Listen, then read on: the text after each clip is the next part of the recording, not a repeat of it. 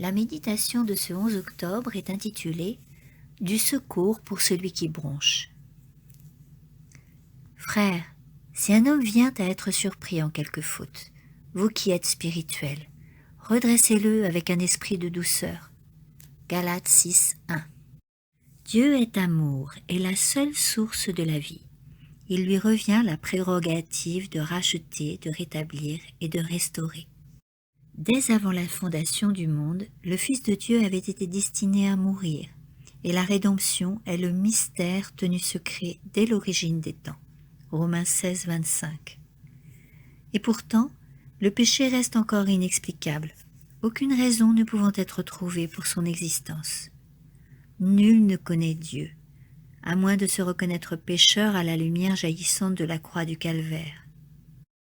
Mais, quand pressé par son grand besoin, l'homme réclame un sauveur qui pardonne le péché.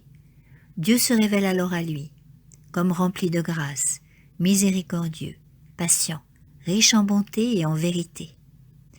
L'œuvre du Christ est de racheter, de restaurer, de chercher et de sauver ce qui était perdu. Si nous sommes en Christ, nous deviendrons aussi participants de sa nature divine et collaborateurs avec Dieu. Nous soulagerons les âmes blessées et meurtries, et si un frère ou une sœur a erré, nous ne devons pas nous joindre à l'ennemi pour achever de le détruire et de le ruiner, mais plutôt œuvrer avec le Christ à la restauration de cette âme dans un esprit de douceur. Le fondement de notre espérance en Christ est le fait de reconnaître notre état de pécheur ayant besoin de restauration et de rédemption. C'est parce que nous sommes pécheurs que nous avons le courage de réclamer le Christ comme notre Sauveur. Faisons ensuite attention de ne pas dire par notre comportement vis-à-vis du fautif que nous n'avons aucun besoin de rédemption. Gardons-nous de dénoncer, de condamner et de détruire comme si nous étions nous-mêmes sans faute. C'est au Christ qu'il incombe de réparer, de guérir, de restaurer. Dieu est amour. Il ne fournit à Satan aucune occasion de triompher, en mettant l'accent sur le pire ou en exposant nos faiblesses à l'ennemi. Le Christ est venu mettre le salut à la portée de tous. Les plus égarés, les plus pécheurs ne furent pas oubliés.